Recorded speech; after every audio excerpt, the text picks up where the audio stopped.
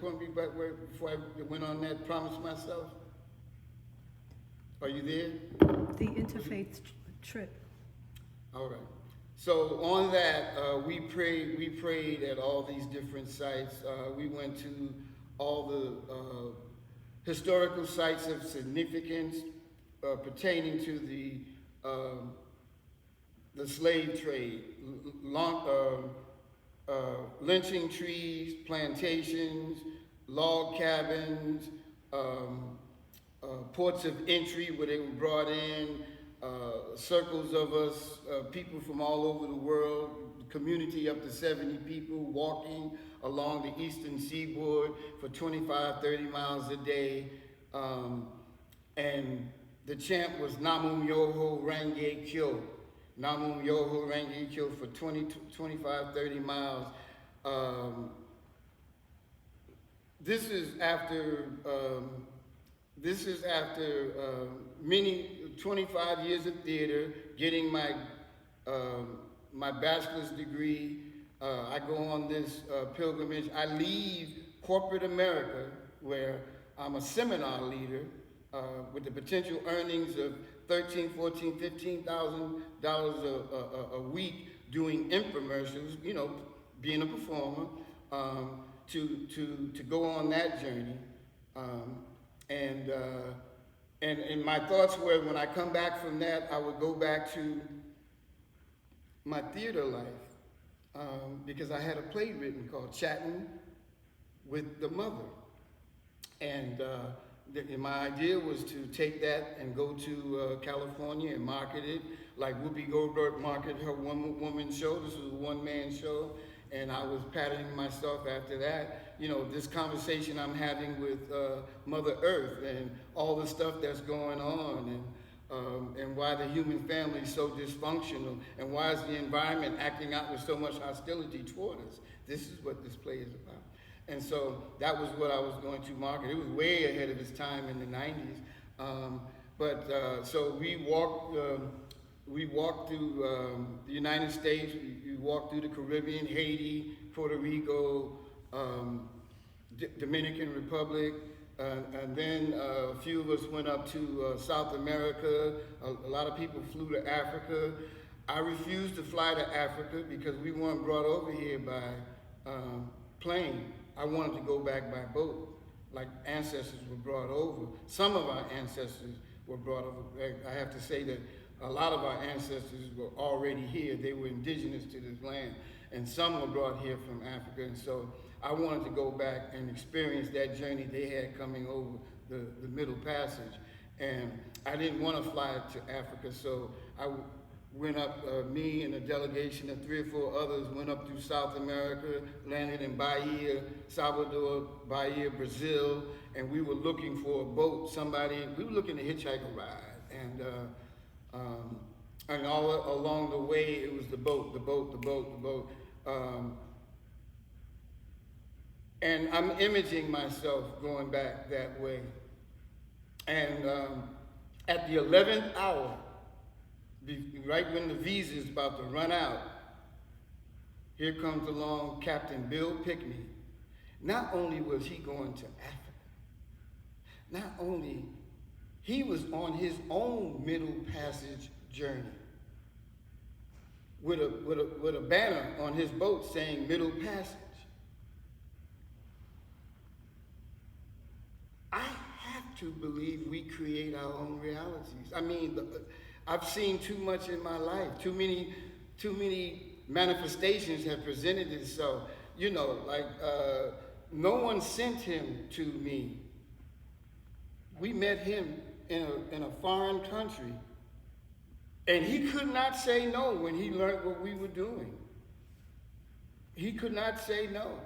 And it took 35 days to get from Bahia, Brazil to Timagana, across that Pacific Ocean, going into the Atlantic Ocean.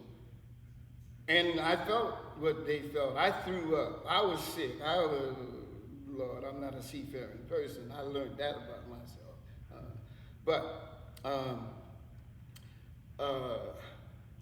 That was a 13-month-long journey across the world stage. 15 countries we traveled through, walking. Now, after you've been on the earth stage, chanting, praying, singing, performing, the proscenium stage, even Broadway, seemed minuscule to that experience, would you say? And so there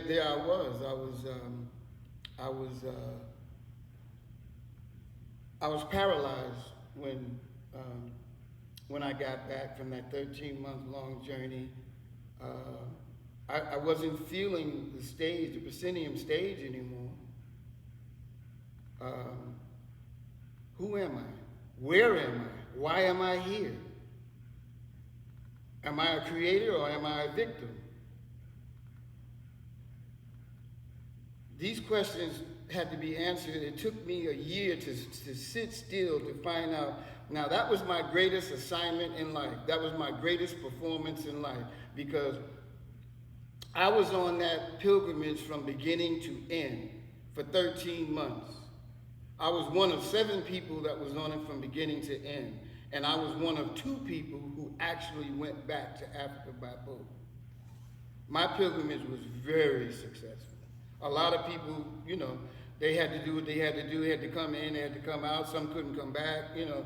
And we had thousands and thousands of people join this journey along the way from many cities, many states and stuff. But 2 of us got a ride back to Africa.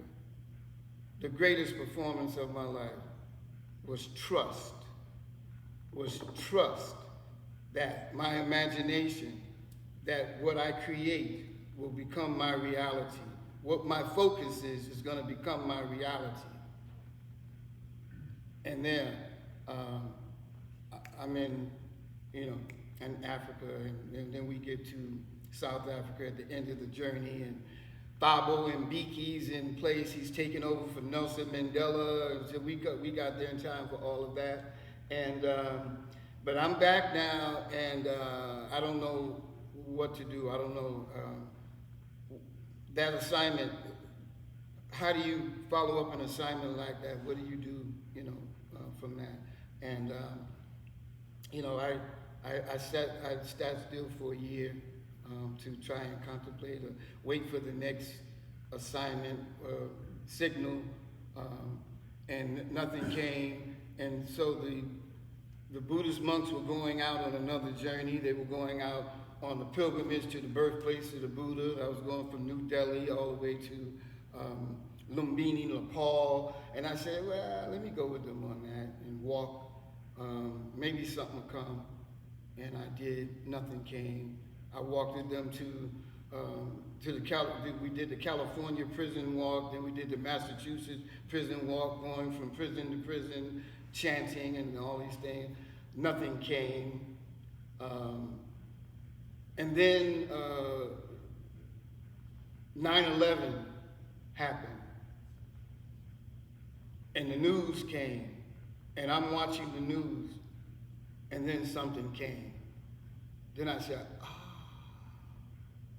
now I know what my next assignment is.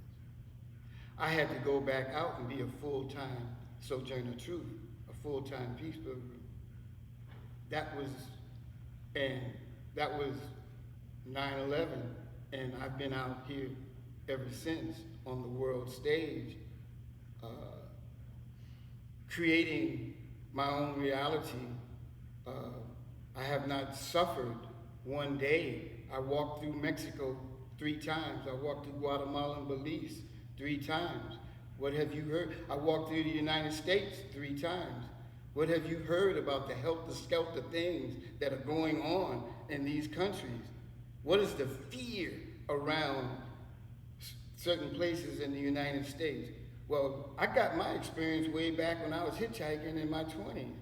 And so now I'm walking through these places and going through dangerous neighborhoods and war-torn countries and countries that are fierce.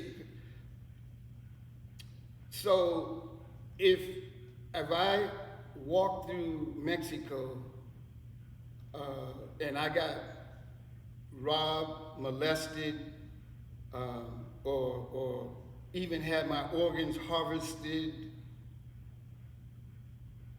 Who can I blame? Who can I blame for that? Am I a victim? Who chose to do that? Am I a victim? Who chose to do that?